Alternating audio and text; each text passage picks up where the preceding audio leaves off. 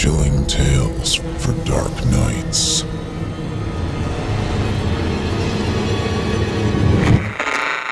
Want to make sure you never miss a Chilling Tales for Dark Nights video again? Be sure to subscribe and hit that bell to turn on notifications.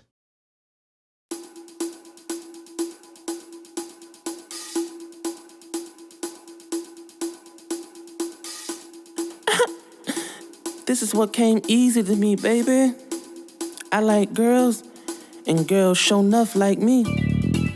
Sometimes I feel bad, but then I come to my senses, baby. And besides, this game had me pushing a C-class, slipping and sliding, gliding in gators, and living in a penthouse in Buckhead, baby. I ain't mad. But I had this one broad that made me mad, man. I call her Butter, 'cause she tastes so good. But she bad for you, baby, and she bad for my operation in more ways than one. I tell her jump, she sit. I tell her run, she walk. I tell her shut up, and guess what she do? That trick talk. But she's a fine mamma jamma. I'm talking brick wall thick, baby. So I couldn't let her go. If I ain't know no better, I say I want her all to myself. But I'm too smooth for that, baby. And I had 22 other broads that would catch 22 and a half heart attacks if that happened, baby. So this particular day, I tells Butter to go to the West End and come back with no less than 1.2 G's, a quick squeeze. And bring me back a sandwich with all the fixings, baby. I'm talking about lettuce, cheese, tomatoes, everything. So, she finally come back. Would you believe this half-stepper brought me back $265.32 in the most dry sandwich of all time. Nearly choked Mac Daddy to death, baby. I took one bite, and it soaked up all the salivations in my mouth. I had to swallow like 5 times, baby. Man, I jumped up from my zebra print chair, raised both my hands, and double slapped that broad. Chicka-wow! Before I knew it, she was back up on her feet, and she popped me right in my mouth. A whookup! I was so mad, I just laughed, man. Mac Daddy ain't bled since 2009. Girl, you lucky you fine. It was at that moment that I realized I wasn't dealing with no normal streetwalker, baby. She was next level. I'm talking about she ain't walk on the ground held her up. Now I'm stuck betwixt a rock and a hard place. I can't be pimping no independent broad, but the other broads ain't making no money like Butter. So I had to come up with a plan. I was gonna make Butter manager, baby. Have her over the other streetwalkers, you know. Gave her a little position of power. Play with her mind. Problem was, she ain't on the streets no more, baby. So my income slowed down exponentially. This made me the number 2 pimp on the block, baby. That old sucker, Sweet Pete, then took my spot at the top. Number 1 pimp on the block, yuck. But still, I had to let, Butter be HPIC, head prostitute in charge. This broad came to work the next day in some khakis and a cardigan. I was flabbergasted, baby. I said, what you think you doing? Looking all respectable and whatnot, Butter. Butter turned around and said to me, you want me to be manager or no? I already got Tammy and Boquisha booked for a 5 and a 6. I got all your player meetings planned out, Mac Daddy, and even sent your DeVille in to be detailed. So, you still got a problem with my cardigan or not? Well, you can keep the cardigan. Wait a minute. How you get my DeVille keys, girl? Alright, Mac Daddy gotta admit, she was doing her thing as manager, but I was still number 2. Before I could think but a bust in the door, she said, look, Mac Daddy, I got a plan that's gonna put you right back at the top, fast too. And so, this what we gonna do. Lower your prices, simple. Trick, I ain't lowering Nathaniel. Wait. Let me explain. You cut your prices in half, and you know the word gonna spread, so you gonna get new customers. Then you got the loyal clientele already, so they gonna be coming back 3-4 times a day. You know everybody out here looking for deals these days, so what you say? But this better work, baby. I ain't got no time to waste. My reputation is at stake, baby. Oh, trust me, it's gonna work. I went to school for this. So, I lowered my prices, and when you know it, I flew right back to the top in 2 weeks, baby. This is a cause for celebration, baby. All drinks on me, baby. Party, baby, book it down, baby. Man, this party was out of sight. Even Sweet Pete had to slide through with his old stinking self. I told all my women, invite whoever you want to invite. Cousin, husband, chihuahua. I don't care, baby. So, I wasn't too shocked when I looked over in the corner of the party and saw this weird-looking chick. I'm talking about gold piercings, silver rings, long, colorful clothes, and some deep black eyes. Oh, gypsy-looking broad. I say, who is you might be, baby? She said, I am Sabrina, first cousin of Butter.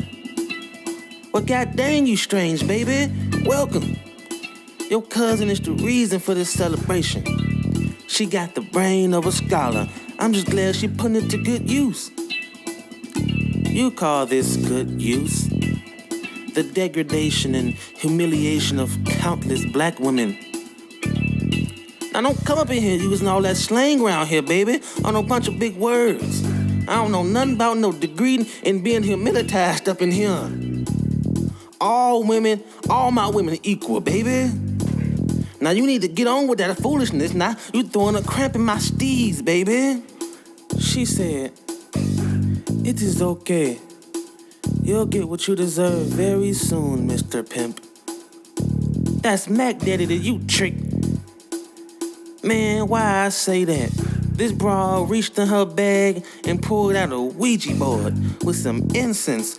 I says, baby. I took that Ouija board and flung across the room like a frisbee. Go fetch, baby. Arf, arf. You know how I get down, baby. She looked at me with fire in her eyes and started talking some old crazy sounding talk. Meliak and see, Meliak and sue, Meliak from me, Meliak on you. Oh no, baby, you got to go. She slowly turned and ran full speed out of my joint. Then Butter walked up. Hey, you seen my cousin Sabrina? Pretty girl with the weird clothes? I want y'all to meet. I think we already met. Oh, she pretty cool, right?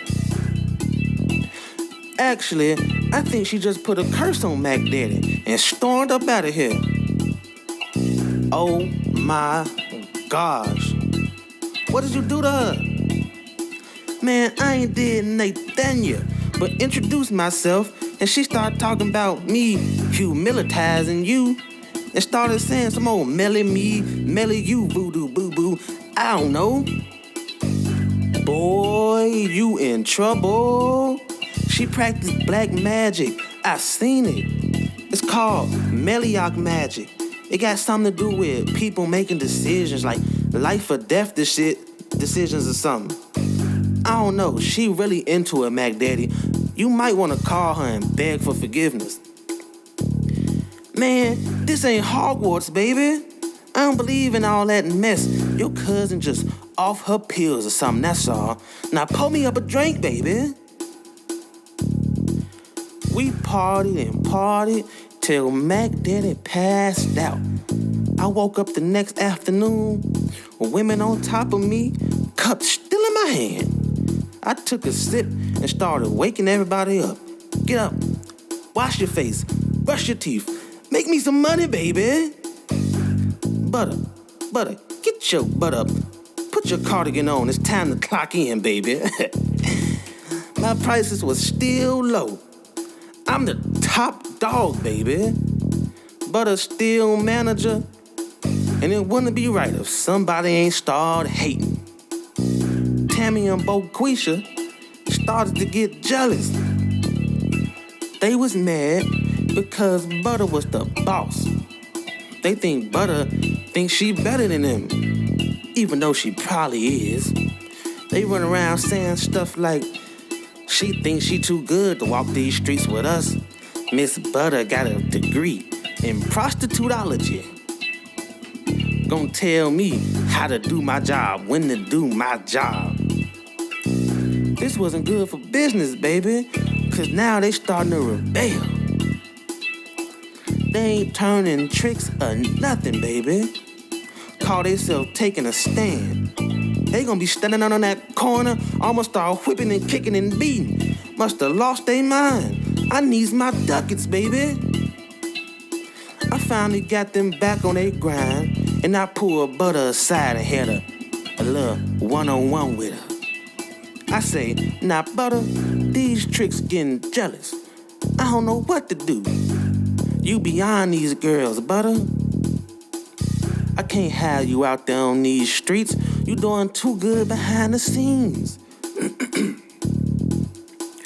Well, I was actually thinking about going back to school.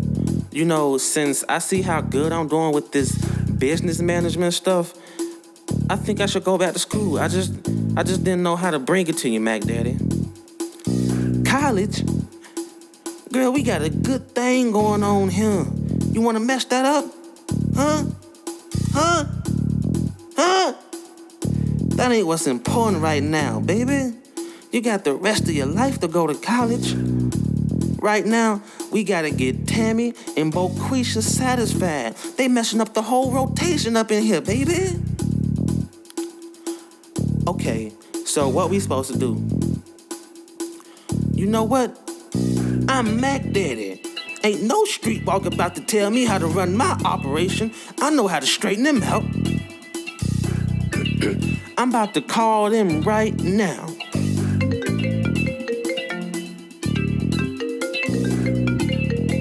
Tammy, you and Boquisha, get y'all sour butts up here right now. We got something to talk about. 10 minutes later, they walked in. Look here, ain't gonna be no hateration up in here, okay? Y'all gonna crack that concrete, Butter gonna manage, and y'all gonna shut y'all mouth, alright? I'm your food, I'm your shelter, I am your daddy, and daddy will put you out this house. Do you understand? I said, do you understand? They shook their heads, yes, and walked out. Butter looked at me and said, I don't know. I don't trust them, Mac Daddy. They scare me. I really want out. I want to make something out of myself. I just feel so worthless here. Oh, there you go again. I told you earlier, you got your whole life ahead of you, baby. Help me, help you. This all you gotta do, baby. If you leave, I'm done. You know I got love for you, Butter. You different. I need you. Okay, Mac Daddy. So, next day came around. Tammy and Boquisha was out working. Butter was inside making schedules. And I had to make a run. My mama needed her medicine. That was a bad move on my part. Soon as I left, Tammy and Boquisha went back to my joint and confronted Butter. Tammy said, So you think you better than us?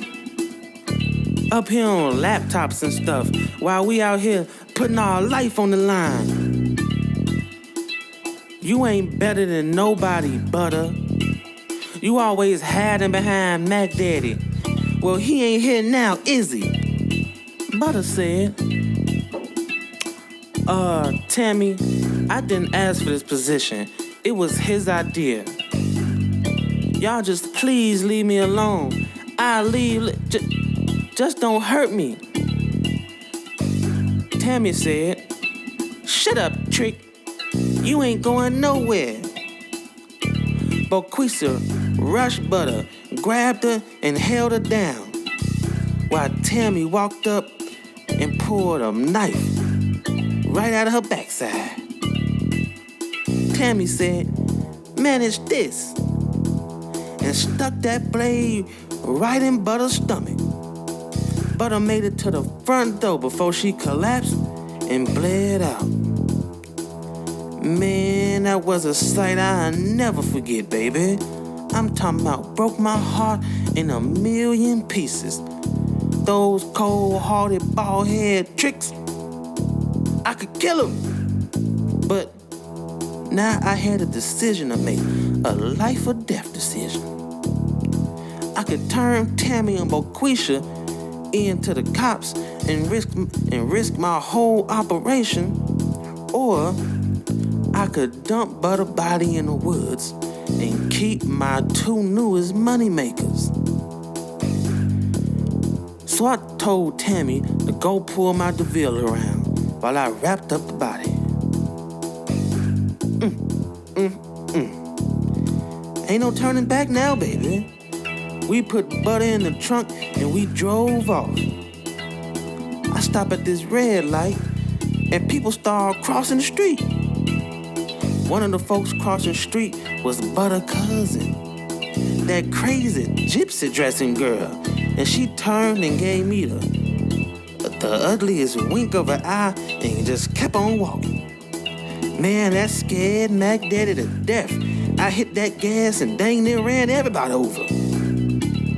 We drove to some woods, round about 50 miles outside of town, dug a hole, and dropped Butter in.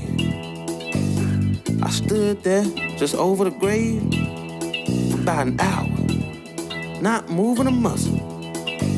I even shed a tear, baby. It was never the same, cause after that, the same night, I started getting some strange calls, baby. My phone rang, I picked it up. Hello? Shame, shame, shame. Whoever this is, you need a cough drop, baby. And I hung up. About 5 minutes later, my phone rang again. You had a choice. You could have made it right. Now you will pay. Leave me alone, baby. And I hung that phone up again, man. Oh, man. Negro done walked into the twilight zone. I went and grabbed Butter's phone and flew through her contacts till I found that crazy gypsy dressing cousin, Sabrina, and I called her. I called her and she picked up. Hello. Hey, this is Mac Daddy. I don't know what's going on around here, but I'm pretty sure you got something to do with it, baby. Please unloose whatever you done loosed on Mac Daddy. And she said, it is too late. Meliak magic is irreversible. You sealed your fate long ago, Mr. Pimp. Please I'm sorry. It got to be something I can do. Ask what, baby? Ask God to have mercy on your soul. Man, mama told me it'd be days like this, baby. But God dog, baby, I ain't think it'd be prostitutes coming back from the grave. I got down on my knees and I prayed to God for the first time in my life. I said, dear Lord, please spare my life, baby. Please. I'll never ever pimp again. On Sundays, baby, only on weekdays, baby. Soon as I said that, I heard a knock at the door. I got up and went to the door and said, who that? Tammy, it was Tammy. She said, it's Tammy, a fool, and Boquisha. Come open the door. Girl, you know I must be scared. And then you call me a fool. Scared? Scared of what? Thought Mac Daddy wasn't scared of Nathaniel. Man, I ain't playing, baby. I've been getting calls, strange calls, and I think it's Butter. Boy, don't play with me. You must be high, or super guilty or something. Don't play with me, boy. Ain't nobody playing with you, girl. See, look, the phone ringing again, and it say restricted. Tammy said, well, pick it up and put it on speakerphone. Hello? Come to the door. Oh, man, baby. I walked to the door and I looked through the peephole. It was Butter. Man, her body was blue and covered in dirt. Her eyes was a milky gray type color, man. And her mouth was hanging wide open, baby. And the knife was still stuck in her stomach. She started headbutting the door over and over. I jumped back. I'm sorry. Butter, what was I supposed to do? I couldn't bring you back. I had to keep my operation going. This is how I feed my family. Here, just take Tammy and Boquisha. They the ones that did it. She continued to headbutt the door till her head crashed through the door. And she reached in and unlocked the door. Man, she ran in that apartment full speed, snatched the knife out of her stomach, and cut Boquisha's neck clean wide open, baby. Tammy tried to run, but Butter jumped on her back and threw her to the floor. I say, well, what you gonna do with me, baby? Butter said, death is too good for you.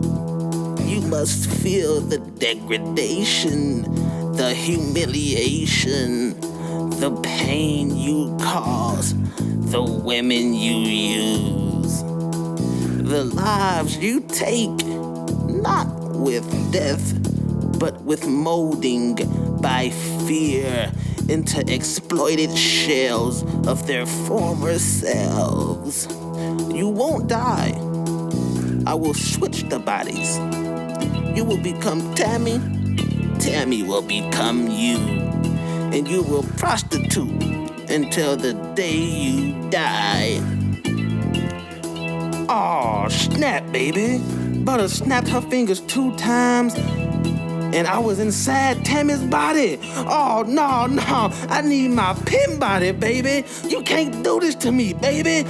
Tammy walked up while she was in my body and slapped the taste buds out my mouth, man, and said, Tammy gonna say, boy, get up and make me some money, trick, and you better take care of my body, too. Butter just smiled from ear to ear and ran out the door full speed. The next day, I woke up. I couldn't do Nathaniel. I was weak. I'm talking about I was weak physically. I was weak mentally. My mind was broken. Now I finally see what I've been doing all these years to all these women. But I didn't know, baby. I ain't know no better. I ain't know it was this bad, man. Now I can't fight at all. I couldn't leave. Because Tammy was my food. She was my shelter. She was my daddy. So I got up, I got dressed, I made sure I was cute, and I hit the streets. Cause if I'm gonna be a prostitute, I'm gonna be the #1 prostitute on the block, baby. I'm gonna bounce this Tammy booty all day long. You can't stop Mac Daddy, baby.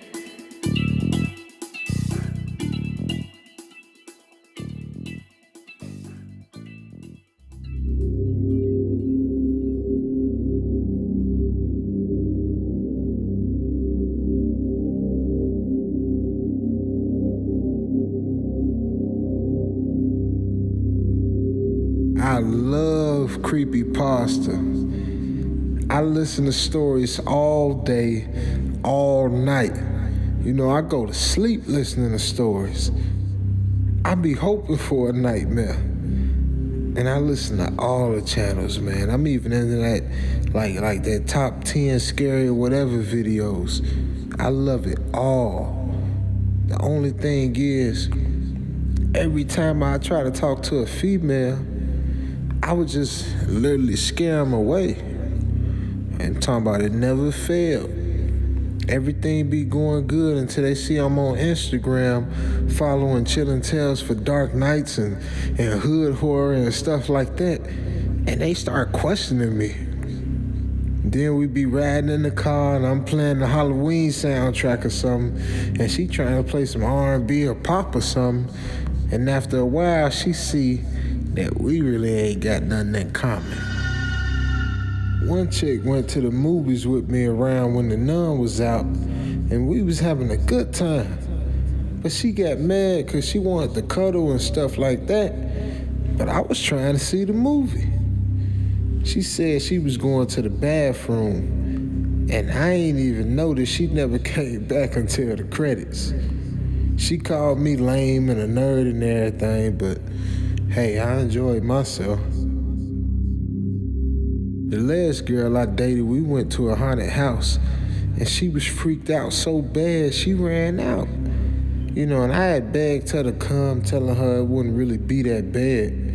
And you know, not because so much of the house is what really freaked her out. It was more so the fact that I was just laughing when this woman's head had exploded all over us. I laughed so hard, I really didn't realize how freaked out she was until she texted me later saying, "I hate you." So, it's been a lonely road.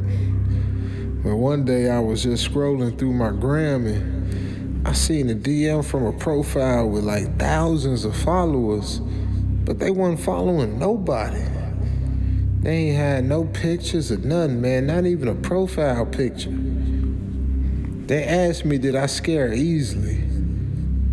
The average person would have hesitated, but you know, I jumped right to a reply. I replied, heck no, don't nothing scare me. A whole day went by before I got a reply. The reply was just a flyer giving me an address to come to a party on a Saturday night. It said to wear a costume. I'm off on Saturdays, so shoot, that's cool, man. I did cosplay, so I had all kind of costumes. I didn't know who I really, should be. I had everything from Slender Man to aliens. I decided to go with the aliens since I'm always the odd one out anyway.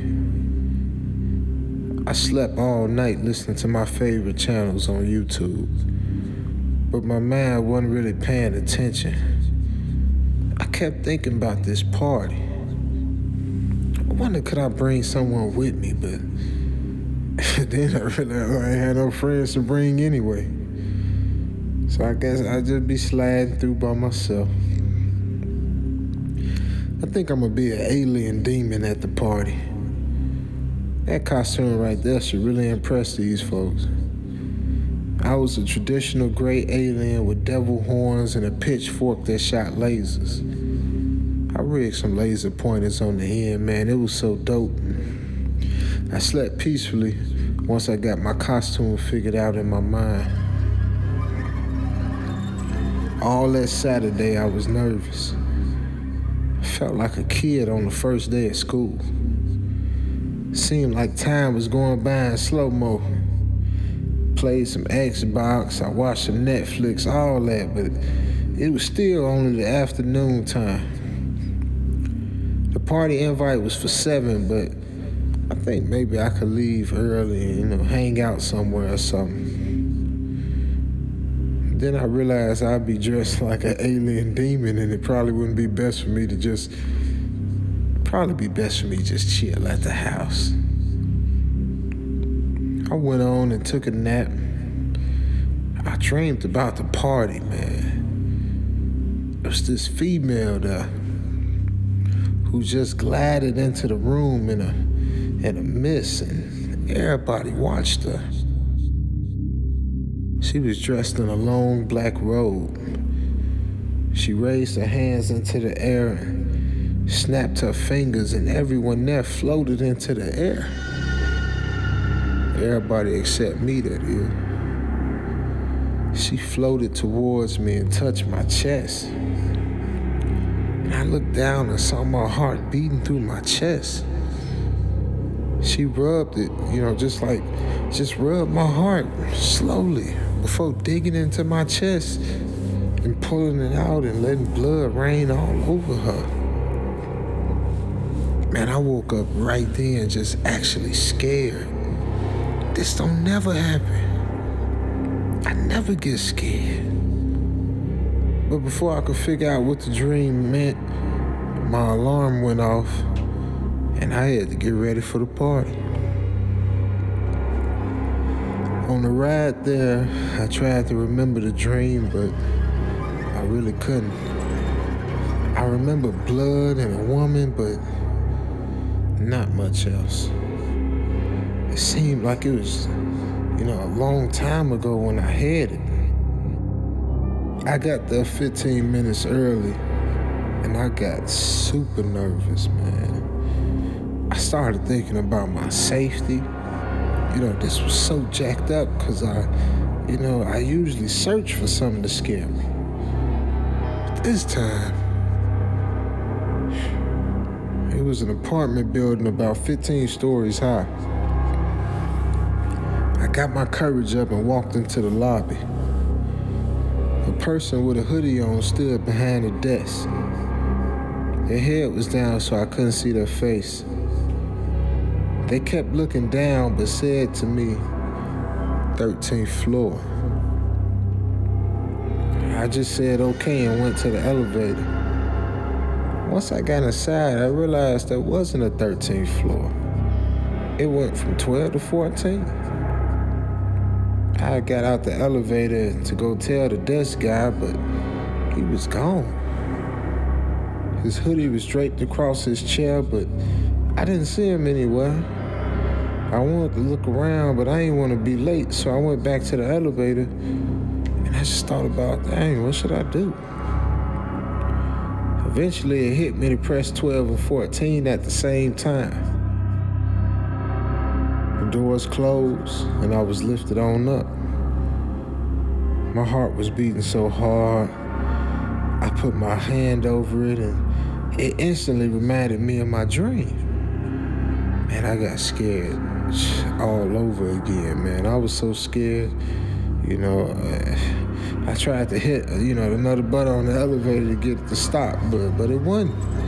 So now I'm just terrified, man. The light on the elevator went out at floor 12, but it kept going up. One under the floors lit up on the panel, so I lost the only light I had. The light elevator music that was playing turned into some really weird music. The lights came on in a dark blue color, and the door opened to a hallway that was decorated with a mural of young people and popular monsters like Dracula and Frankenstein. At the end of a hall stood a woman at some double doors. She was about 6'6". She was muscular, like a bodybuilder size. I started walking towards her because the doors to the elevator wasn't closed or nothing, but I froze up about halfway to her. She just stared at me the entire time. I walked real, like just almost like I was stumbling, man. And I waved, and I was like, man, is it even real, man? And man, she scared me so bad I almost fell over my own feet when she finally waved at me. She opened the door and smoke came through.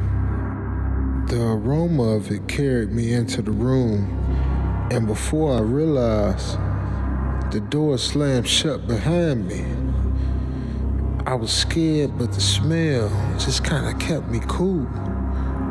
Before I knew it, I was standing in a circle. While standing there, a group of women walked towards me. They was dressed in white robes, and they started to sing this ghostly song and circle me. Their song got more and more intense while they took just these tiny little baby steps towards me. They reached their hands out at me. I panicked, but I ain't had nowhere to go. I grabbed my pitchfork and I just started swinging it. Then this bright flash went off, and a woman covered in black from head to toe appeared. She used her hands to just beat blood from the women, man. She broke their arms and legs and necks with ease, man. After all the carnage, she stood next to me. She removed her hood and she was beautiful. She removed her robe and I saw she was fine from head to toe, man. She wiped the blood from her face and licked her fingers. Then reached out to touch me. Shivers ran down my whole body. I was in love. All of a sudden, dance music blasted on, and the women she killed got up and started dancing. I looked towards my heroine and she was gone. Nothing there but her robe.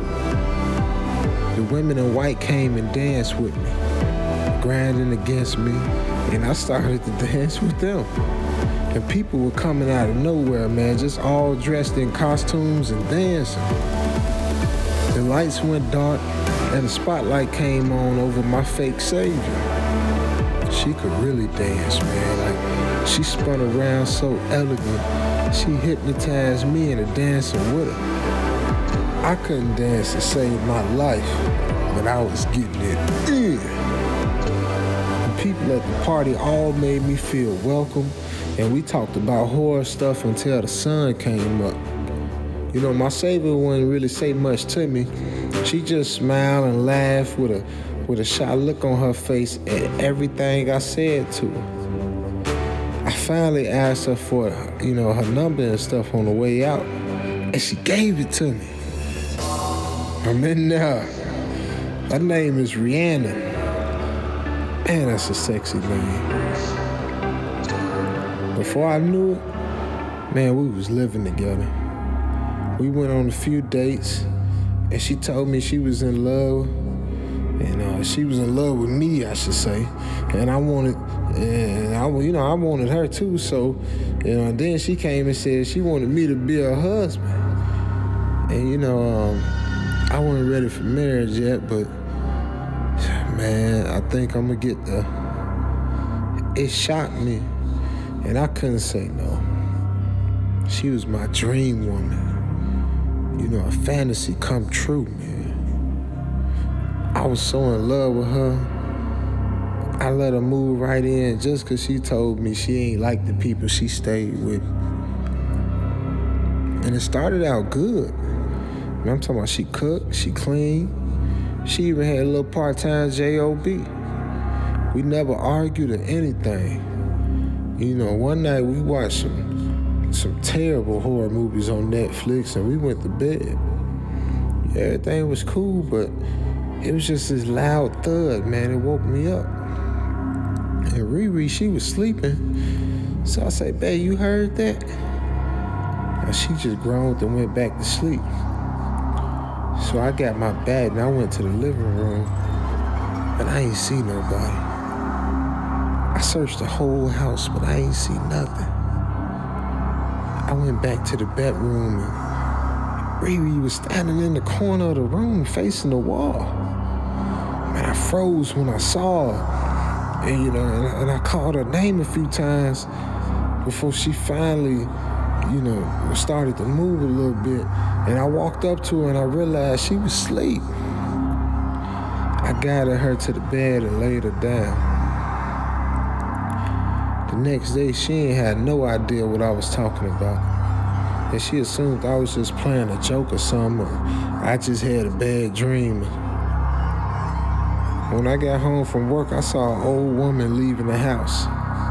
She smiled a toothless grin at me and got in the old beat-up Buick and slowly pulled away.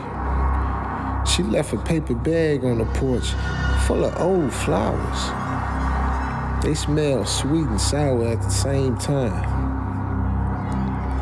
Riri opened the door and snatched them from me and ran to the kitchen. I followed her and watched her mix them with some other stuff from the cabinets. I watched for about 2 or 3 minutes before I finally said something. Hey, what you doing with that stuff? And who's that old lady? She said, don't worry, boo-boo. I'm making you some chicken wings with my secret spices, Big Zaddy. She kissed me and shooed me out the kitchen. That dinner she made was the best food I ever had. I'm talking about she put her foot all up in them wings. I ain't even look up while I ate them. I'm talking about, I said, Riri, the wings straight bustin', baby. She just smiled and she gave me something to drink. Then stuff got weird. My memory black out a little bit on this, but I remember waking up in the living room. Front door was wide open. Fall leaves was blowing into the house and everything. It was one of them days you could just hear the wind howling, man. All the lights was off. Only light came from the street light outside. I got up, scrambled to the door, and I shut it. And I looked outside and saw Riri walking out into the darkness. I walked to her slowly. She was sleepwalking or something. Her eyes were wide open and her nostrils were flaring, and her jaw just hung like it was off its hinge. She wouldn't snap out of it until I grabbed her and dragged her inside. Girl, we ain't eating no more of your chicken after this. She swore up and down she ain't know what happened. I just left her alone after a few days, but things just kept getting weirder and weirder. She cleaned the house one day with a straw broom. The handle and everything was like she took a bunch of sticks and just tied them all together and made a broom out of it. I was like, why would you use that instead of a vacuum? But she just insisted on using it. Then she sat the broom on the front porch and came to chill with me. Riri, you weird, baby. She just laughed like she'd do, just laugh at everything, and cuddled up with me. We fell asleep on the couch. I remember the TV being on, but I kept hearing a strange voice. It was almost like a chant. I woke up and the screen on the TV was flipped upside down. And I used the remote to see if it was the show that we was watching, but every channel was the same. I threw the remote down and the channels just started changing like crazy. the TV finally stopped on the ugly old lady. She stared at the screen and she started to talk, man. She was looking like right at me, man. She said, "I'm in your house. I'm in your house. I'm right behind you." I turned around super fast, but I ain't see nobody. The house was dark and the light switches weren't working. I couldn't even turn the lights on. I walked back and forth through the house trying to find my phone or get a light to work. And the old lady on the TV just watched me walk from room to room. Her eyes watched me, followed me the whole time. "I'm in your house, my child. I'm in your..." Shut up, you old raggedy trick. I hear you. The chant I heard from earlier came back. It got louder and louder in the house. I could hear it came from outside. It got so cold in the house all of a sudden.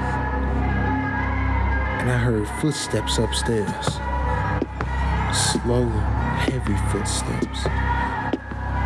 I heard him walk towards the top of the stairs and stop. But I didn't see anybody there. And then all of a sudden, the footsteps started running down the steps. Man, I ran to the kitchen because I heard him getting closer to me, and I tried to get out the door, but I saw a group of somethings outside the door. The footsteps followed me from room to room, man. Oh, I'm finna die. Oh, I know that I'm finna die, man. I was just running, trying to put some chairs in the way, and they was knocking the chairs out of the way, throwing stuff at me, everything. So I finally opened the window and jumped out. The people in my front yard all started walking towards me. And I ran to the street light and turned around, and I ain't see nobody behind me. But I heard the chant again. It was coming from inside the house. It sounded like Riri. "I gotta go get my baby, man, and snap her out of it." Took all the courage I had, but I ran up to that house, man. I went up to the bedroom, and I could hear her. I saw her sitting with her back to me, crying and chanting at the same time. I got close to her, and she sprang up and jumped onto me and dug her fingernails into my back and used her legs to wrap my arms up. We fell back onto the bed, and she vomited all over me. I'm talking about black, nasty, stinking vomit just all over me, man. I was drowning in her throw up. My brain burned and my lungs filled with the black, nasty vomit. Right before I died, I woke up. The sun was shining in my face and birds were singing. I'm talking about, it was a beautiful morning. What in the world happened, man? That couldn't have been a dream. No way. I ain't never had no dream like that. I know it was real. How did I get upstairs and in the bed, man? I know she ain't carried me up here. What the heck, man? Man, I gotta get this girl up out of here, man. I ain't never been so scared of the spooky stuff, and now I'm scared to even think about a pasta. Man, she gotta pack her stuff today and get up out of here, man. This don't make no sense. I got out of bed and I called Riri, and I heard some coughing and gagging and choking and stuff coming from the bathroom. So I ran in. Riri was over the toilet just throwing up. So I'm like, "Girl, you okay?" "Hey, baby, I think I just dreamed about you throwing up." She said, "I got something to tell you, boo-boo." She showed me a positive pregnancy test. My big zaddy finna be a daddy. Gots to be more careful.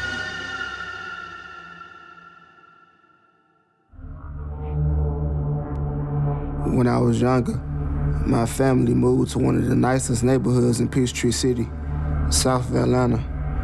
It was gated with a nice lake view. Everything was beautiful. The grass in everybody's yard was all the same shades of green and the same length. And the trees and hedges were all shaped in unison. This was truly a dream house in a dream neighborhood. Well, at least from the outside. The first night my parents found letters in the basement dating from 1984 to 2001. With the letters, they also found a memorial for a family with candles and hairbrushes. It was spooky. Who does a memorial in the house like that? It's almost like it was their grave. My parents didn't think much about it, but it freaked me out, so. I remember my best friend slept over one night, and we watched movies and went to bed around 10, which was late for a 5-year-old. I remember this as if it was yesterday. Usually I woke up 2 or 3 times throughout the night, but this night it was like I was in a coma. I slept so deep. I ain't wake up till around 11 the next morning. When I woke up, Samantha was gone.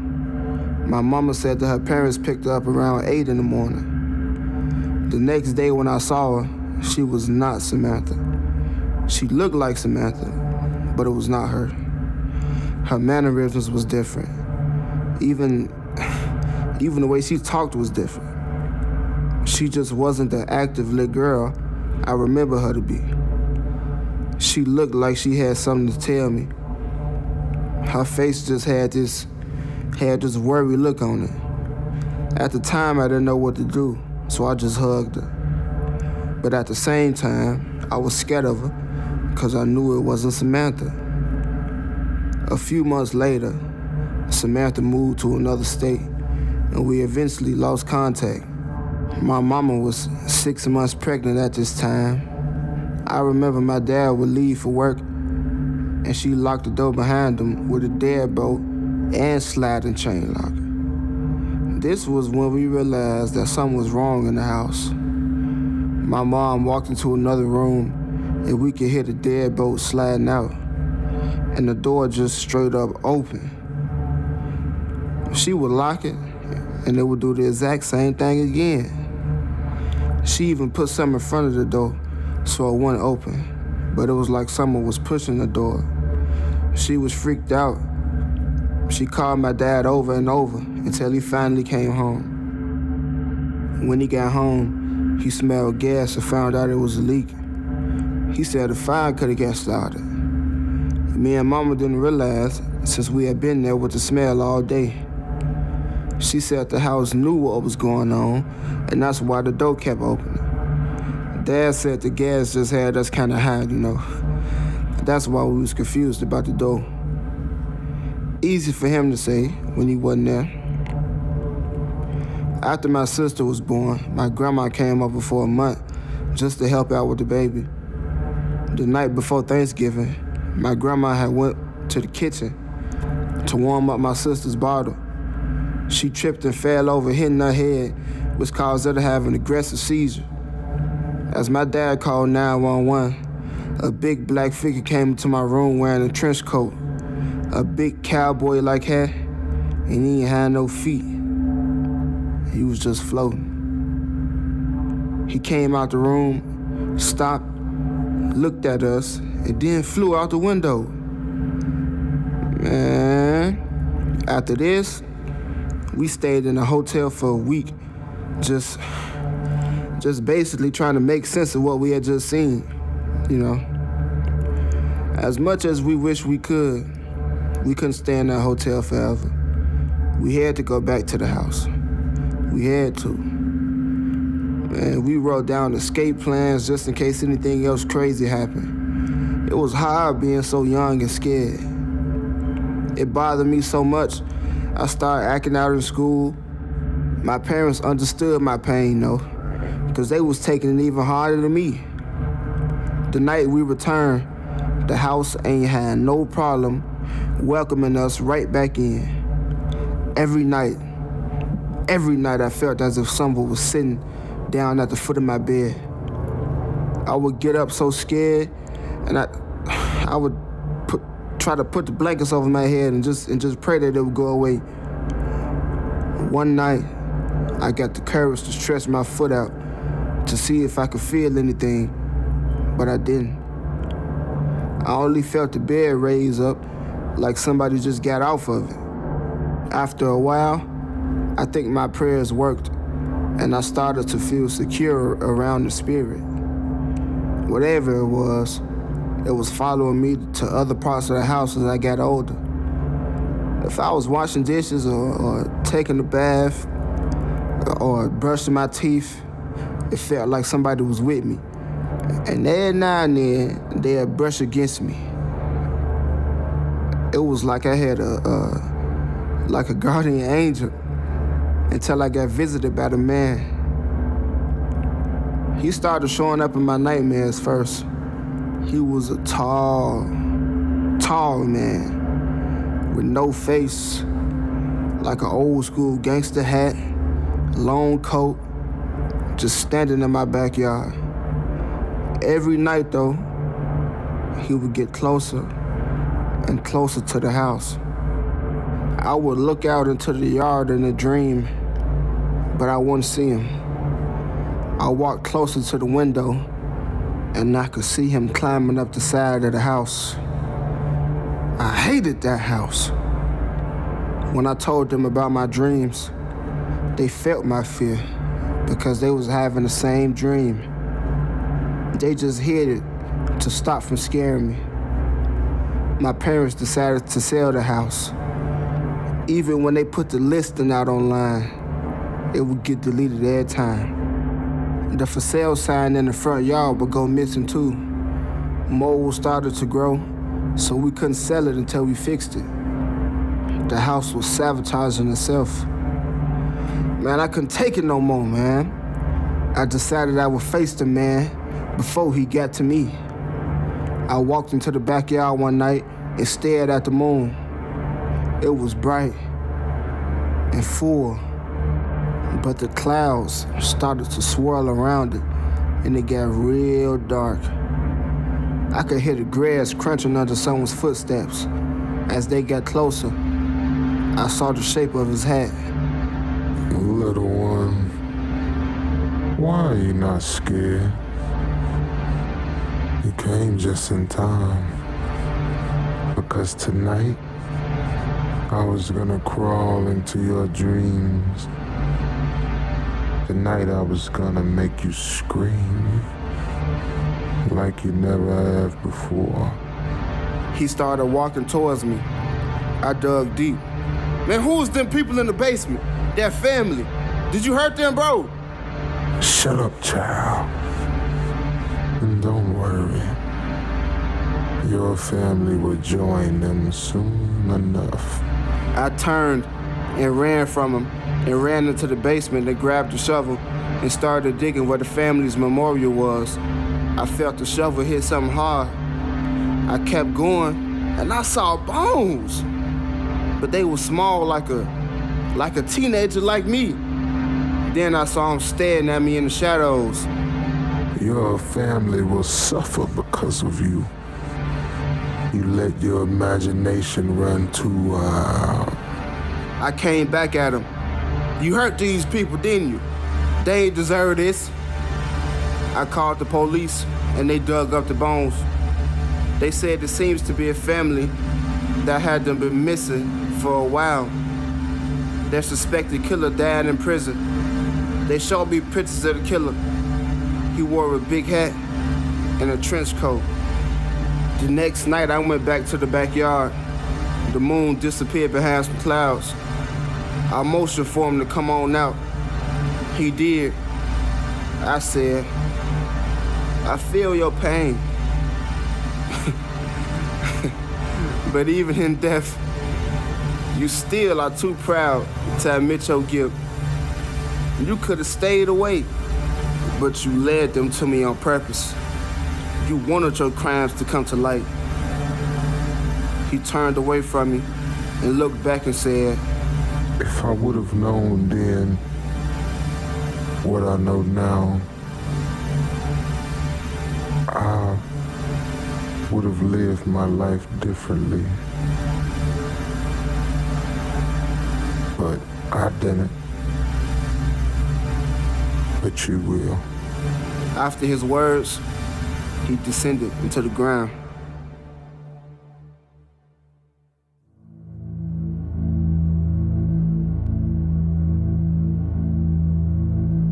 Man, it feel good to be out. Man, I've been caged in there with them animals. You gotta stay watching your back. Can't even eat a meal without worrying about if somebody, walking by gonna bust your head open. And I guess I was one of the lucky ones, man. I made it 15 years without even having to fight one time. When it got close to my time to get out, I'm talking about everybody was happy for me, man. Even them Aryans and the Gualas, man, they congratulated me, just for making it out. The guards treated me less like a criminal around the end, more like a human. Some even offered advice on what to do after I get out. I heard from the others how hard it is to adjust to life on the outside. And all that time, it just shapes and it messes with your mind so much you can barely unlearn the system. But I think my mind's solid, though. I didn't cry and complain like a lot of the other cons. I always kept it cool. But I ain't gonna lie. What really made it easy was my baby. She held me down for real, man. I'm talking about, usually once you go in for that long, you lose your chick. But she held me down, though. And I know I gotta make up for it, man. I gotta take care of her. Can't wait to get started on this little work program I got selected for. I'm just ready trying to, contribute to society in a positive way. I had a few dollars and they gave me some decent clothes, so I hope I can make a good impression. It's a real, holiday miracle, man. I can't believe I'm free. And I know I look different, man. I'm a lot older than when I, went in. I look a lot older than I really am, but she ain't gonna care. If she loved me when I was locked down, I know she'll love me when I'm free. And I waited on the bus, and my heart was just pounding, man. It's been so long since I just been around people that ain't locked up, man. I was more nervous than any time I was in the joint, man. I couldn't wait to see her, man. She told me she was gonna throw down in the kitchen. It been so long since I ate a real meal, boy, 'cause that jail food, that just ain't no joke, man. The bus pulled up, and I got on. And, I got ready to put my money in, but the driver, he stopped me. He said, "You paid your price already. Go and get you a good old seat." Man, it felt good when somebody give me a little favor, man, But I just know everything different now. My past is behind me. He talked to me the whole ride, man, but, I can't remember what he said, because all I was thinking about was my boo. When I got off, he fist bumped me and he asked me to pray with him. So, I said, cool, man. He said, "Lord, this brother right here done paid his debt to society, and now he ready to live a good life. Please watch over him, Father. In Jesus' name, amen." I had seen guys pray on the inside, but never out loud. And I felt a real warm feeling inside. I got off the bus and I got on the train, and I just wanted to cry, man, but my toughness wouldn't let me. Man, that prayer felt so good, man. I spent the train ride just watching people and studying the changes in society. We get to watch movies and them reality shows, but they wasn't real compared to what I was seeing out here. The TV made it seem like we was all rich and cheating on our partners. Like our problems went from not having anything to eat to which woman am I gonna take out to eat today.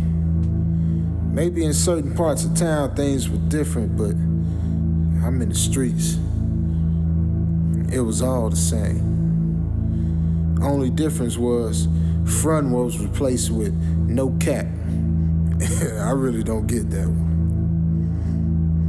I still had one more bus to get on, and it was starting to get dark now. The blocks was, starting to turn up a little bit. The hood was still the same, man, just less smiles than back in the day. But I smiled though, man. I smiled from ear to ear. Oh, I can't wait to see my boo, man. Maybe I can get some money together, man. I'll get her a little ring or something. I know she'll like that. There was this old woman on the bus with me, and she just kept staring at me and smiling. I eventually went on and said hi to her, and she just got so excited, man. She said, you ready for the new year, sweet baby? I can see you a good person. This gonna be such a good year for you. It felt good to hear so much love, man. Like, I really wasn't used to it from strangers, but man, it felt good. She continued, I know you done made mistakes, but that don't mean nothing. You don't got to live in the past, sweet baby. Just let it go. I know you got a lady that love you, and she gonna stick by you. Just follow the Lord, and you gonna be okay, baby. She got up and pulled the string and got off the bus. Conversations like that don't happen for no reason. One thing I realized in my life is little kids just came from God, and the old folks fixing to go see him soon. So sometimes they see things the rest of us don't. So I listen up whenever they talk. I got off the bus and I started walking to the house. The mailboxes were counting down my arrival. I rehearsed my conversation with her in my head. Baby, I'm sorry. I let you down so long ago, and I used to be less than human, I know. I can't make up the years I destroyed, but please, baby, I would do my best I can just to make sure the future is better. The house was in a cul-de-sac. There was a group of kids playing basketball. They had a full court set up going. They was having a real good time, man. It felt good to see that the hood could still enjoy itself every now and then. But I looked past them to my lady house, and there she was. She stood on the porch talking to some people. It seemed like some kind of block party or something going on, and she was so beautiful, man, and her house was nice. I wanted to go over, but, I thought about the embarrassment. Like, man, what was I gonna say? Hey, boo, it's me. And then everybody else gonna be like, who that? Then I gotta say, oh yeah, I just got out and only did 15 years, G. While I contemplated what I was gonna do, man, I seen a brand new Escalade pull up. Everybody stopped what they was doing, and they just cleared the path and gave their full attention to the truck. Everybody rushed to shake the driver's hand. He stopped the truck in the middle of the cul-de-sac and got out. Someone passed him a basketball, and he shot a skyhook from half court all net. I'm talking about this guy was like the Black American dream, man. After the shot, he got back in the car, and he pulled up in my lady driveway. He got out the car and greeted everybody. When he got to my future wife, man, he walked up to her and kissed her. And not like a peck on the cheek, but a full-blown kiss on the lips. And she held on to him like he was God. Man, I felt so stupid, man. Why would she wait on me? I'm a dirty freaking convict, man. I almost spent half my life in a cage. And I think I got a chance with any woman. Any woman. I gotta be so stupid, man. I just felt my heart tearing too, man. Man, I couldn't help but to just grab my chest, man. And then I got choked on my own spit. And I just leaned over and was coughing and gagging. Man, I hope ain't nobody looking at me, man. Once I finally got my composure, I walked to the yard. Man, nobody noticed me. They so busy enjoying themselves. And as I got closer, I got a better look at my heartbreaker. Just being so close to her had me in a daze, man. And I ain't hear the kids yelling at me, "Look out," before the basketball bashed me in the head. I hollered and fell to the ground. I thought somebody was attacking me, man. Prison had me so jumpy. So everybody laughed at me, man. I mean, everybody. It was even a little baby outside in the stroller just rolling, laughing at me, man. I was the most embarrassed I ever been in my whole life. Oh, my goodness, man.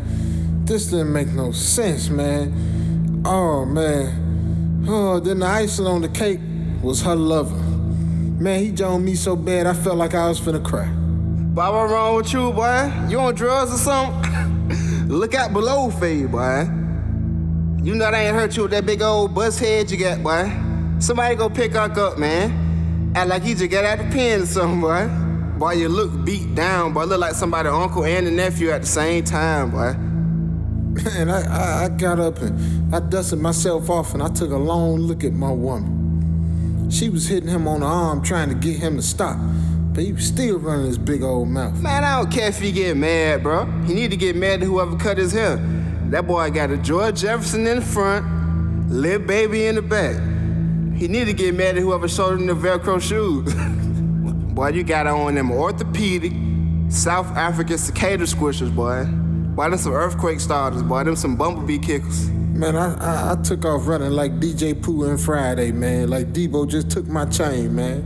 I ain't never felt so bad in my life. Wasn't no way I could go to her now.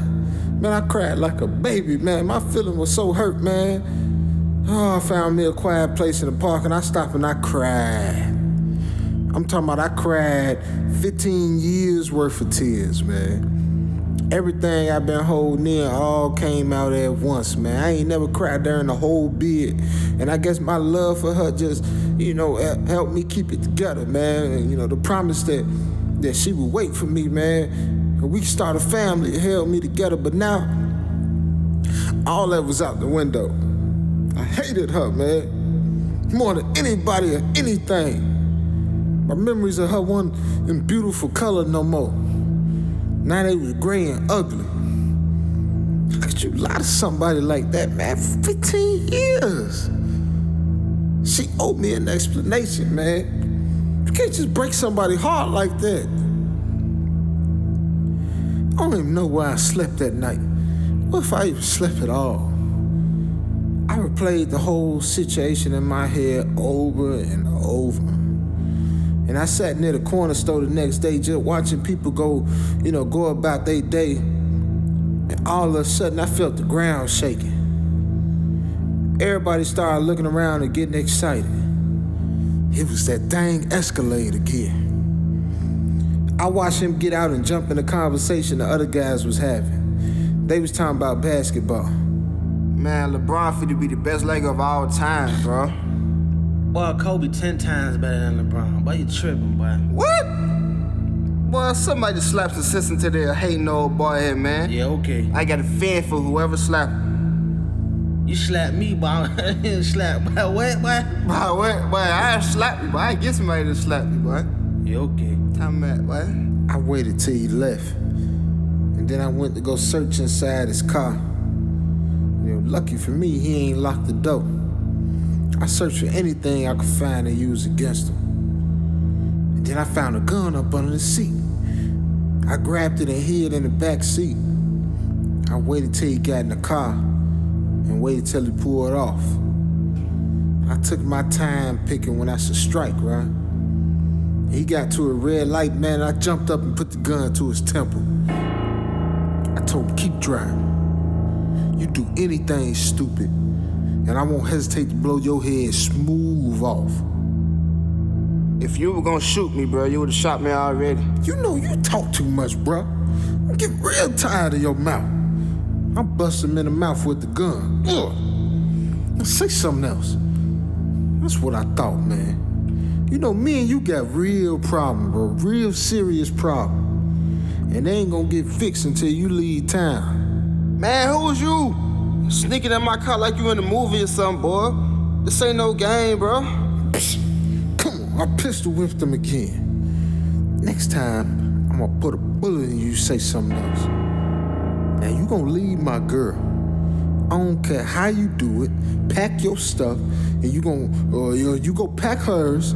It really don't matter to me, man. He had a confused look on his face. Boy, I know you must be off from Molly, bro. Get out my truck, man. Just then, a police car pulled up next to us, and he looked over as the cop looked at us. Remember what I said, and I'm keeping your gun, punk. I jumped from the truck and ran into the shadows. I could hear him yelling to the cops about me, but I was moving too fast for him to catch me. After a few days passed, I snuck into the neighborhood one night, and I realized the truck was still there.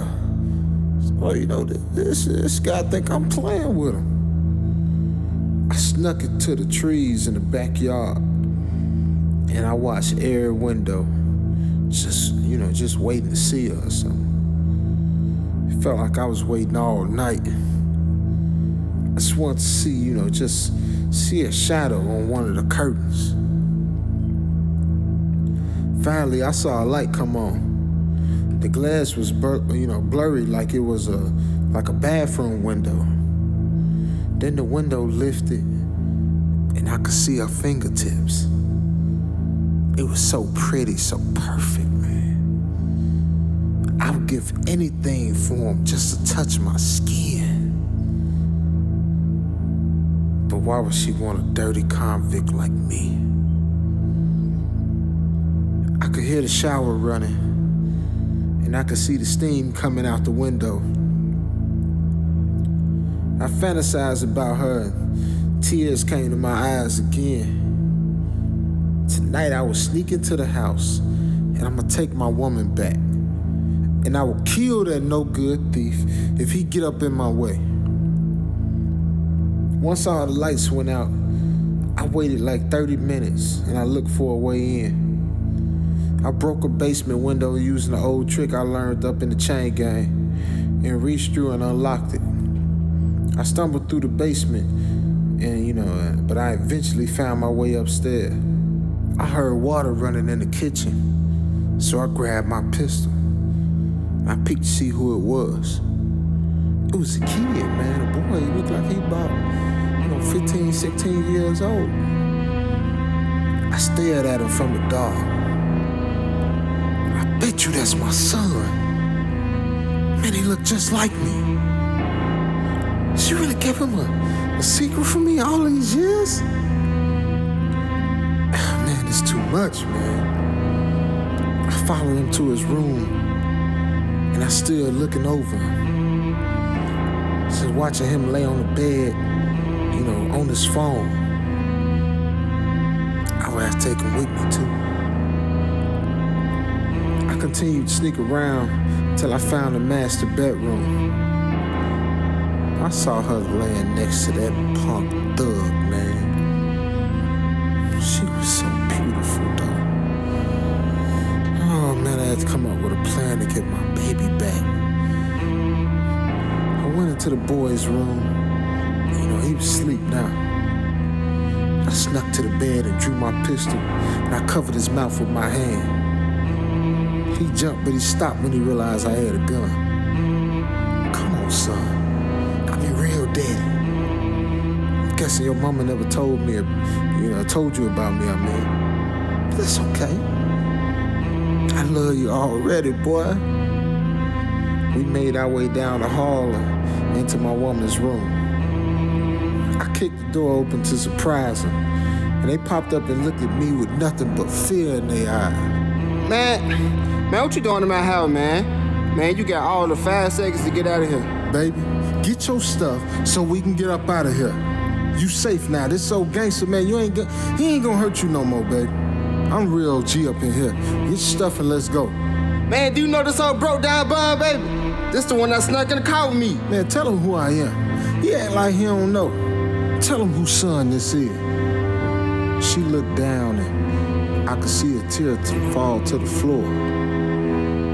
She finally looked up and said, "We were together until he went to prison. That's been like 15 years ago. I haven't seen him in so long." "Man, don't play dumb. Now, I told you were safe now. And matter of fact, we gonna stay in the house. So, homeboy, you can go ahead and get up out of here, man." "Well, it's over with for you now." So he charged me, and I stepped to the side and hit him with that quick blink, blink. Then he popped me upside the head, and I dropped the gun. So now we on the floor, man. We fighting for the gun. Then the boy jumped in to help, and I finally got the gun, and I knocked them both back. Then that fake family stealing gangster jumped in front of the family like he shielding them or something. So I shot him. He fell to the ground, holding, I think he was dead right off that first shot. So they screaming and, now they crying. I told her, "Why you ain't tell me I had a son? Now all these years, you just hid that from me?" So then she come and say, "I'm sorry, Big Daddy. I let you down. Please forgive me." I said, "Don't worry, baby. You know Big Daddy don't stay mad at his woman for long. Now let's tie this punk up and get rid of him." I sat the gun down and I turned over the old boy. Next thing I know, I felt the worst pain I ever felt across my knee. I looked up and realized my Barry Bonds did my knee, man. I fell to the ground screaming. She cocked back and she swung again. I had my hand in the way, and that bat she had smashed me right across my knuckles, man. Baby, what's wrong? What you doing this to me for? Man, you promised me that we were gonna be together, once I got up out of here, man. And now you gonna beat the brakes up off of me with a bat? Oh, what's wrong with you? Then she cocked back and hit me again, boy. Oh, my goodness. Why did you go to jail in the first place? Did you forget that? Was because you pimped me out? Man, she brought that bat down across my head this time, and everything went blurry. You remember you took me in and you promised me the world. You told me I was beautiful, but you made me so ugly. Then you get the hint when I never visit you. I never called you. I never wrote you. You so evil. You couldn't just do your time and change. Whoa, wait, baby. Don't hit me again. Please don't hit me. Look, I promise you I changed. I know I done lied to you and to myself, but baby, I'm changed. Please, we can work this out. We can still work this out. Just help me get up, and we can get him up out of here, and we can stay here till I figure out what we gonna do in the long run. I remember you told me people never change back when I was a teenager. But I changed, little daddy. I won't fall for your lies again. I used the little strength I had to jump up at her, but the boy tackled me to the floor. I grabbed him and raised my fist to bust his jaw, but that bat landed on the back of my head. I fell down shaking, and I looked up to her and watched the bat come up and down over and over again. After a while, I stopped feeling the pain, but she would always feel it.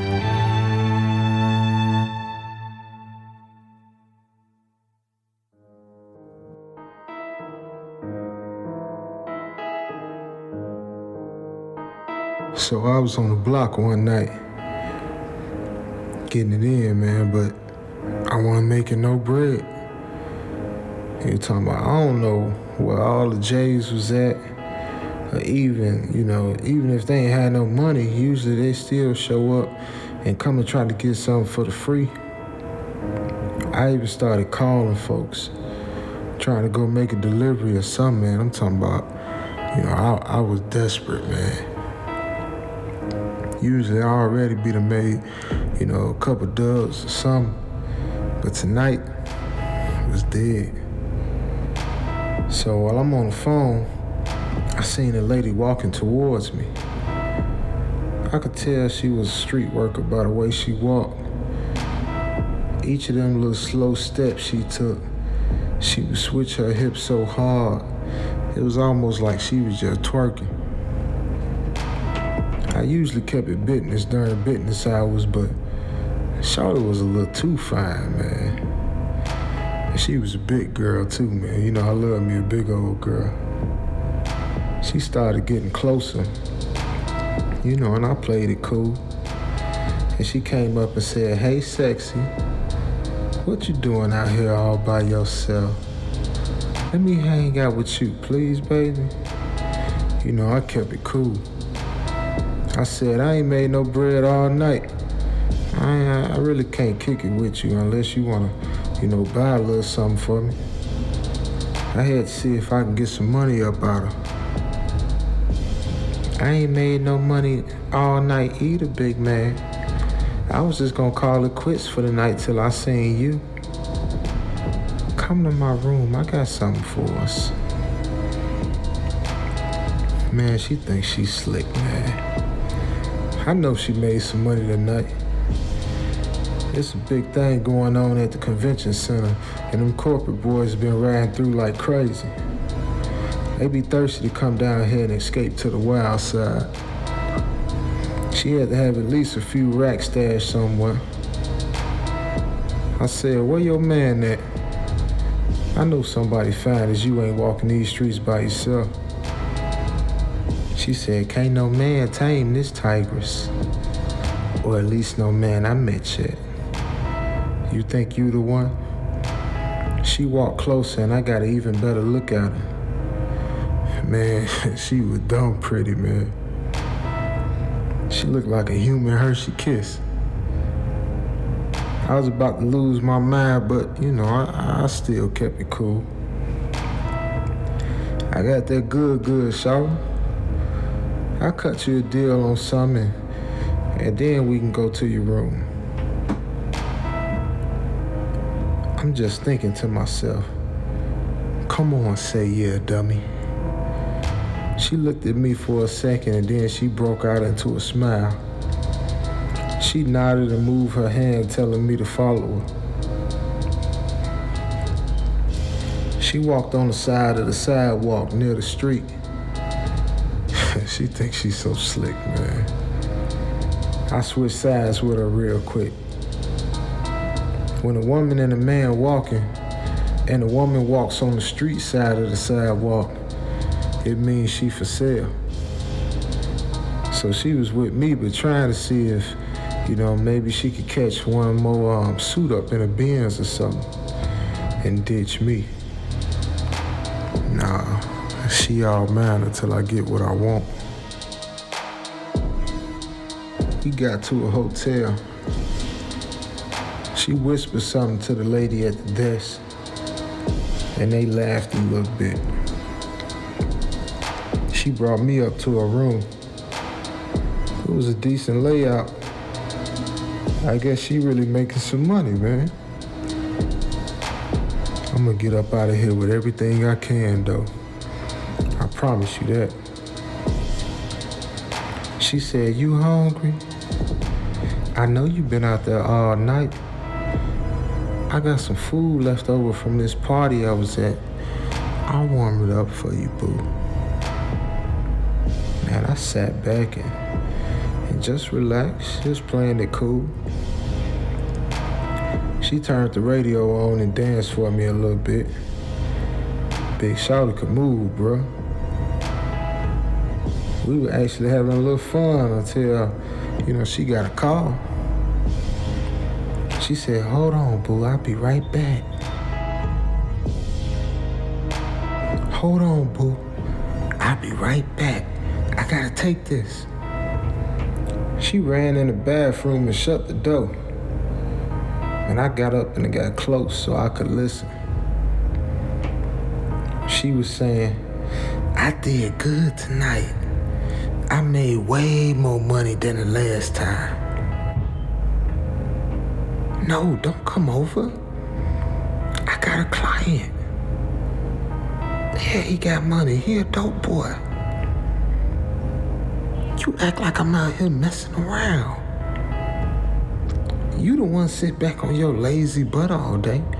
I'm out here getting it, duck boy. I heard the phone beep off and I ran to the couch. Man, she lied to me, man. That must have been her pimp. I knew she was lying. Ain't no way somebody like her ain't got no man. I wonder if he really on his way over here. I probably need to hurry up and do what I gotta do and be gone before he show up. She came out the bathroom laughing like everything was all right.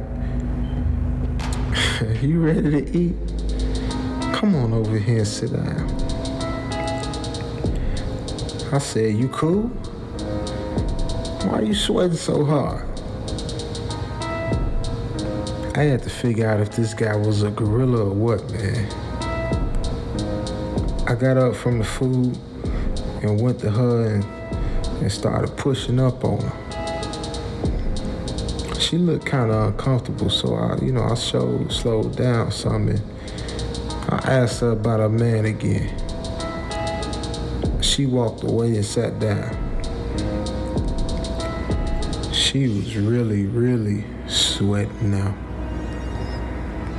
She said, he is a straight gorilla. If he find out that I'm with somebody and I ain't made no money off of them, man, he gonna knock me clean out. She put her head down for a minute, and then she started walking to me.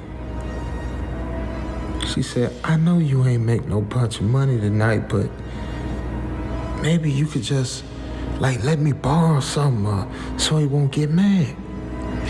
I'll pay you back with a little extra, baby, I promise.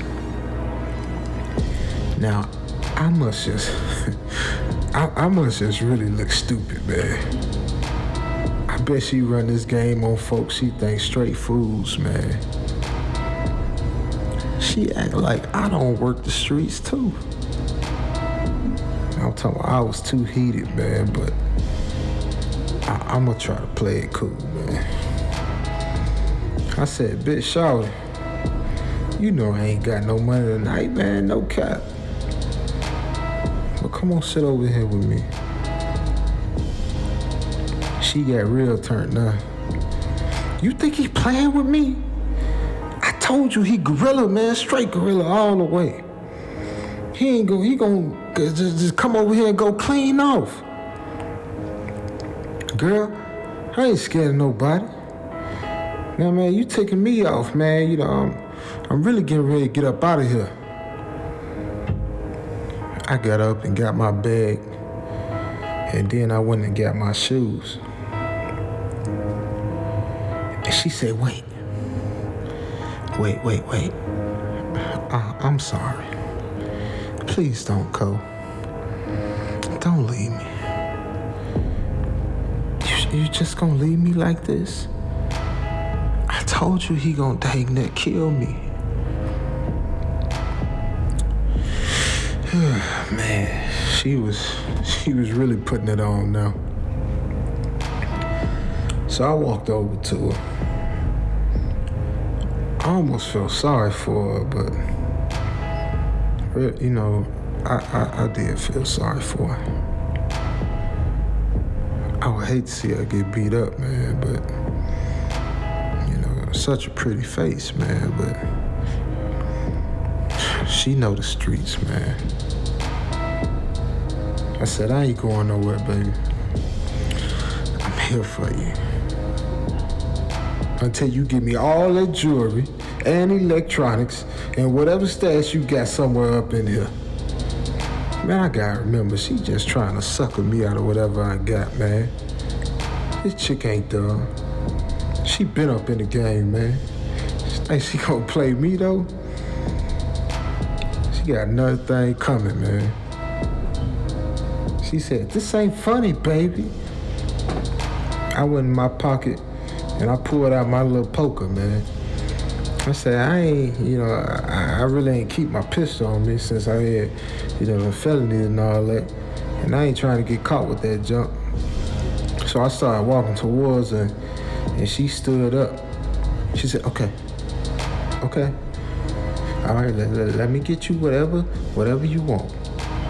Here, you can have all this little jewelry. And the tablet I got over there. And whatever else you need, old fat lip boy. You lucky I even gave you a chance to be at me. With your broke, dusty self.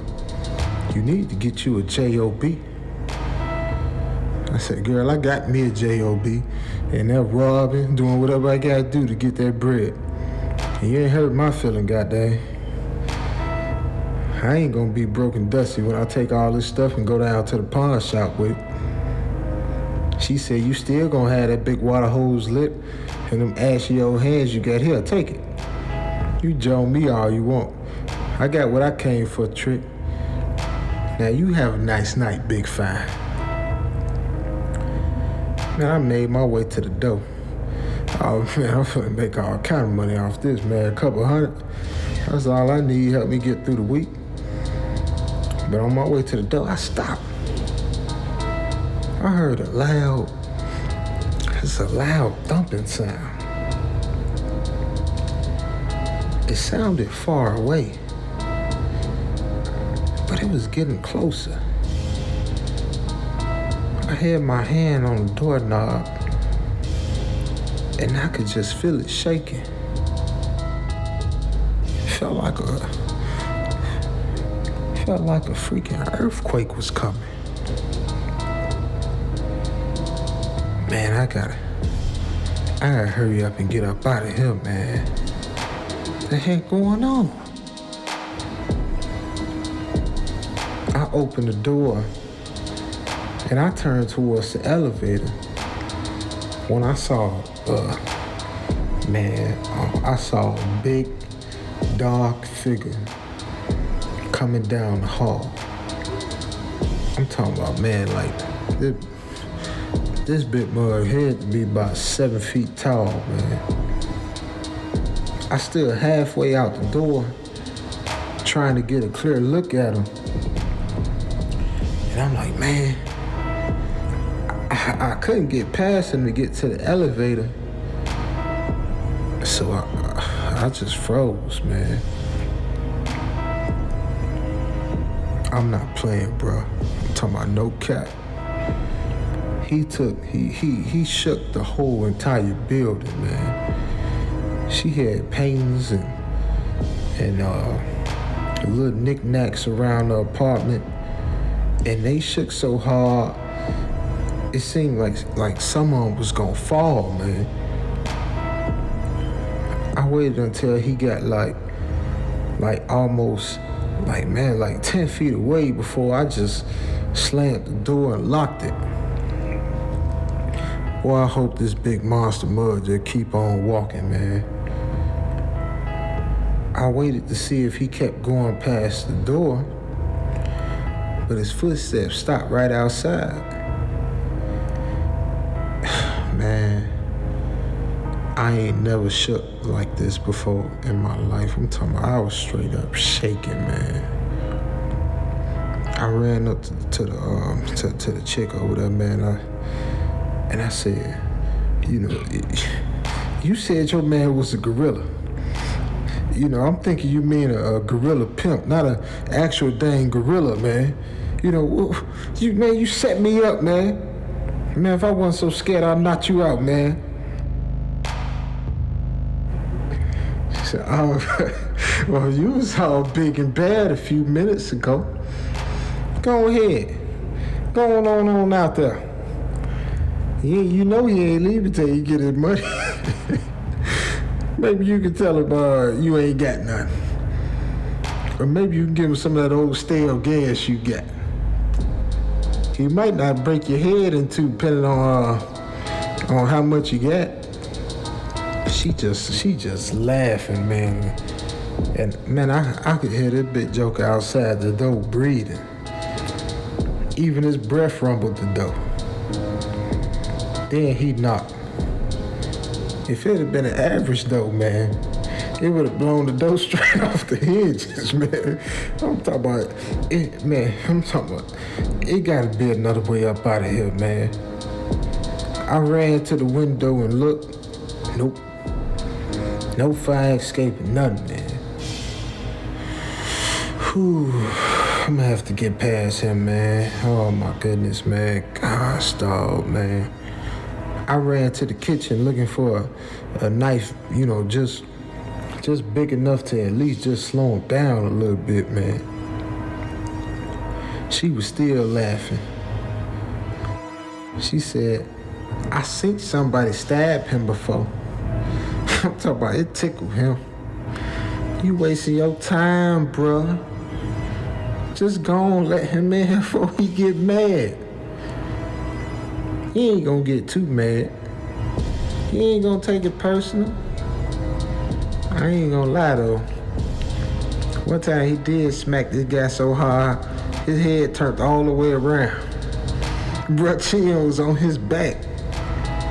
Then at one time he grabbed this guy with braids and he whooped him about 4 blocks down the street. When he got done with him, he had a fro.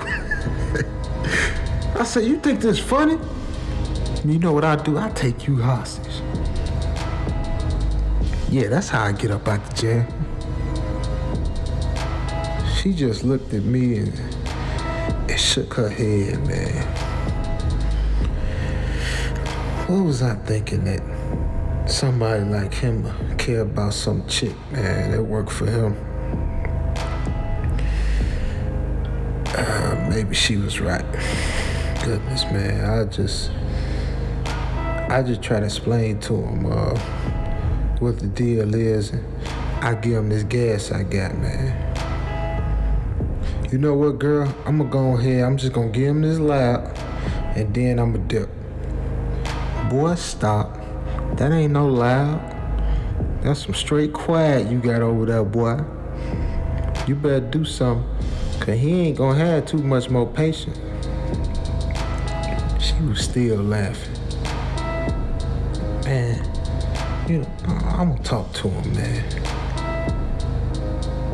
I walked to the door, but he knocked this time louder and faster. I jumped back and said, hey, we kind of busy, man. Can you come back? I heard him take a deep breath. And he turned and walked away. Oh, jump. I'm straight now. I waited a few minutes after I heard his footsteps disappear, and I opened up the door.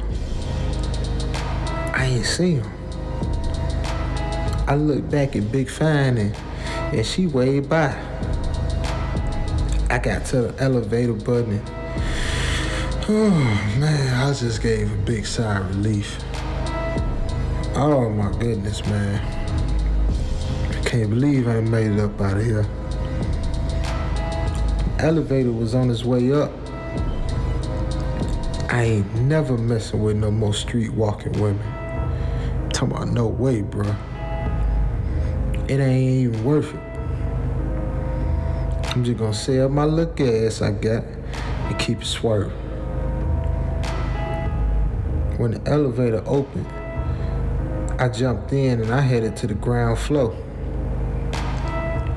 We were at floor 14. I was moving down, so I was at like 14 now. And I felt the thing start to slow down. When we got to the 13th floor, it just stopped. Oh, Chuck, man, I just want to get up out of here, man. Come on, man. The doors open, but nobody was there. And the floor was just crazy dark, too. It had lights, but they just kind of flicked off and on, and most of them was completely out. I hit buttons on the elevator, but none of them did anything. I started hearing some screaming and some it's like a woman screaming down the hall or something, but it sounded terrible. It sounded like somebody was killing her or something. Man, I hit all the buttons. I hit, man, everything. The fire department button, I just hit them all, man. But they ain't do nothing. I started to call the police, man, but I had all the dang, they work on me, man. Oh, man. Oh, my goodness, man. I peeked out and I saw that there was a door to the stairs. Shoot, I guess I'm about to get some exercise, man. I ran to the door and grabbed the handle, and through the little glass, I saw the woman. She screamed at me, man. It was so loud, the glass cracked. She was dressed in a freakum dress with her makeup just all smeared and everything, man. Blood ran down her face, all over her body. I'm talking about she was tore up, my bro. Just tore up, man. I straight hit it back to the elevator. And she opened the door and followed me.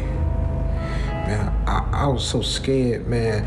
I couldn't just bust on the jaw and run, man. It's like my arms didn't even work, man. I got up in the doors and hit the buttons like crazy, just trying to get one of them to work. I don't care.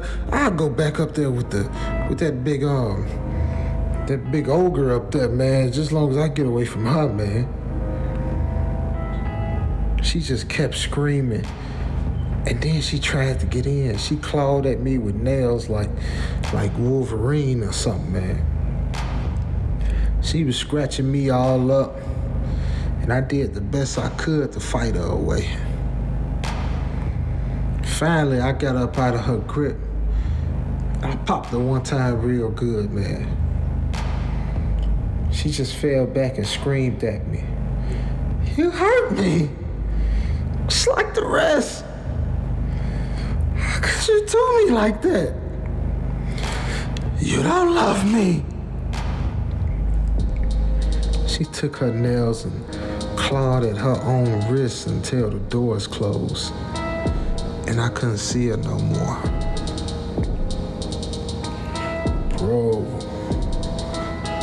Bruh, what in the world is going on tonight?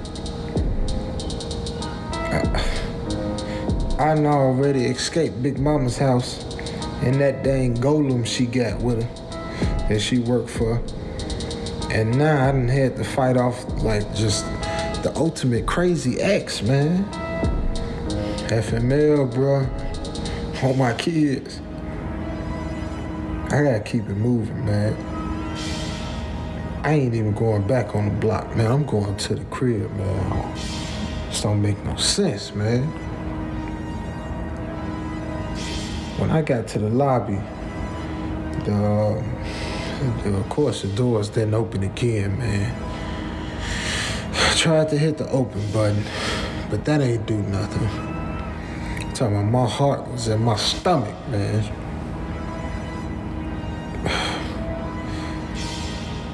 But then that mug dropped down to my Johnson when the floor started shaking. It's him, man. Oh my goodness. Oh snap, man. It's him. Man, oh man. I tried to go back up, but the doors opened up. And there he was.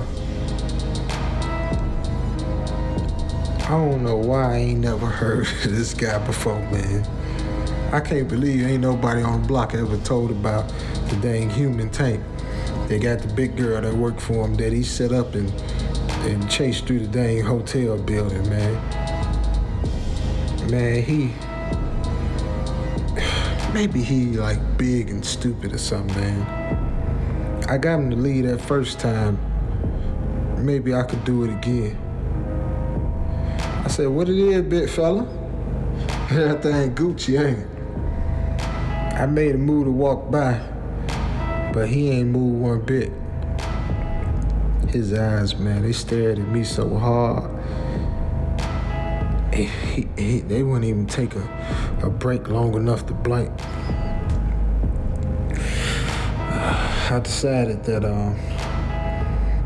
I probably better keep talking, man, because he sure don't seem like the talking type. Maybe he was waiting for the magic word or something, man. I said, hey, man, I got some of that good gas, man. I'll bless you with some, my brother. You know, it's all good, man. You know, I got some of the other more hardcore stuff, too, man, you know. Yeah, I got the hard and the soft, man. You know, it just depend on, you know, whatever you like, man, however you get down. I took that green out and I reached out to hand it to him. And he took like a big old breath and just slapped it out of my hand. Boy, my hand was on fire, man. I ain't never seen no hand get slapped that hard, man. I said, my bad, bitch, dog, you know. I was capping a little bit, but there's some Reggie, but it's smoking, though. I'm telling you, I got smoking the Reggie out there, man. He grabbed me by the top of my head, and he carried me out into the lobby. I was screaming and everything, but, you know, like, the folks around, they ain't care. Ain't nobody try to help me or nothing, man. They just laughed, and they took their phones out and everything. He took me out the back door to the loading dock area, and everybody just followed me, man, having a good time, man, just laughing at me. I'm talking about I was crying and everything, man, but he ain't getting no care. He threw me on the ground, and everybody made a circle around us. He looked up to the crowd, and all he did was grab, and they all got up out of there. Now it was just me and him. He walked to the door and bent a metal rod in it to lock it. I just sat there on my knees looking at him in the worst fear I ever felt. I done had folk put the whole stick to my head, man, and threatened to blow my brains out. But the fear wasn't nothing compared to this. He threw me like a thick piece of pipe, and he stood with his fist balled up. Man, what in the world? He expect me to try and fight him? So I threw the pipe back to him. I said, no, bro, I'm good. I don't even know how to fight. You know, I can go ahead, we can just go ahead and give you this dub, bro, you got it. He threw the pipe back along with another skinnier pipe that looked like it'd be good for stabbing. I'm gonna have to do something, man.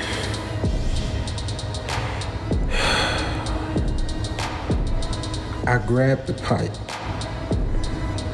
and he got down on his knees. So we were actually about the same height now. I shook my head, and I grabbed that pipe, and I swung like I ain't never swung nothing before, man. It hit him so hard, it hurt my hands. That this Negro a real life Luke Cage, man. He took that shot without flinching. Then he stood up to his feet.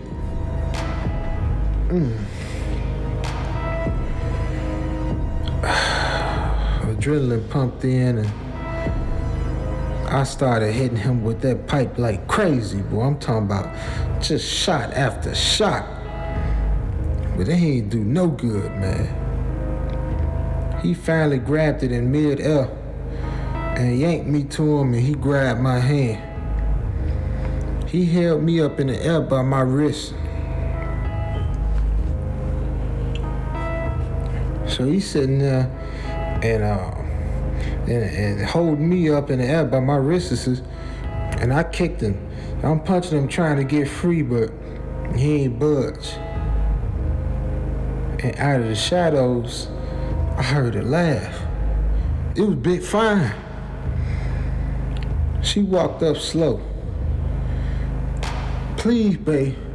Please, man, tell her I was gonna pay you soon as I made some money tonight. Tell him I told you I was gonna pay you. Please tell him I was just messing around. I was gonna get that bread just soon as I got back on the block. Tell him, big shouter. Tell him I was gonna get you that money. She said, "No, Pooh. The problem is, you don't know who you messing with." She snapped her finger, and the big monster squeezed my hand so hard I could hear the bones crunching. I cried out, but he wouldn't stop. She said, "You lucky, 'cause where I'm from, they cut your hands off when you steal.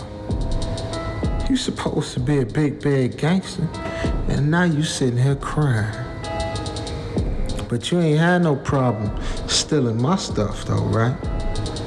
Don't cry now, Pooh."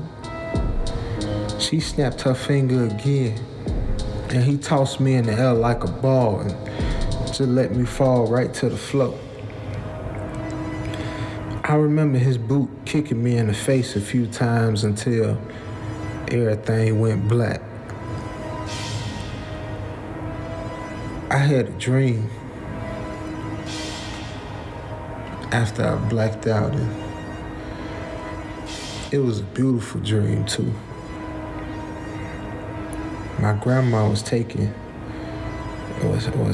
me out to this field, and then she started talking to me just sitting on a big rock in the middle of the field. And she said, "Don't poison your own people, honey.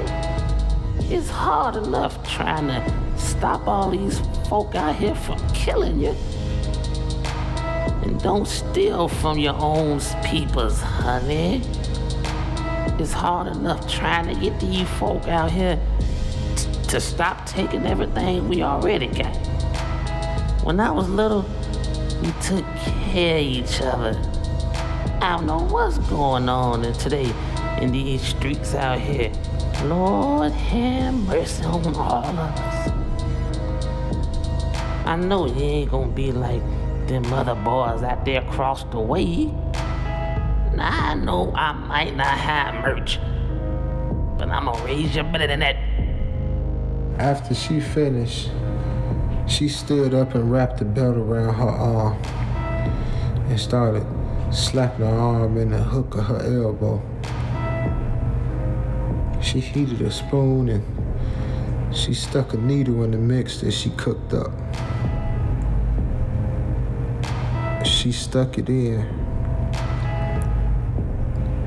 and her body dried up in the dust. I woke up in a dumpster the next day. I could barely move. I was hurting so bad.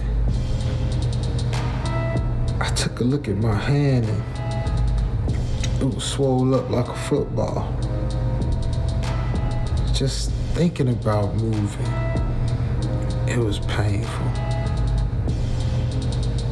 I laid back and I made a pillow out of some newspaper, and I just went back to sleep. I'm not sure what happened after that, but I woke up in the hospital. The gang was all there. They all talked about how happy they was that I ain't dead, and they cracked a few jokes about how I can't use my right hand for nothing. Once all the loudmouths was gone, it was just me and my main Brody who stayed behind. He said, "I can't believe somebody jumped you, man, for a little gas, and whatever you had on you, a little soft or something, man. That's crazy, man. Don't even worry about it, bro. We gonna find out who did it, man. I promise you that. Just try and heal up best you can. Once you get out, man, I'll give you some work, man. Get you back up on your feet. And I'm gonna graduate you up from that grass and that salt, man. Get you up, pushing that for real, man. You need to go ahead and push that big boy stuff, man. So you could run a whole gang or something, man. Get you up off the street, man. Work behind the scene, you feel me? My grandma's memory played over and over in my head. I couldn't talk because of my jaw was wide shut. I just looked out the window and saw a black bird staring back at me. It turned around and flew off.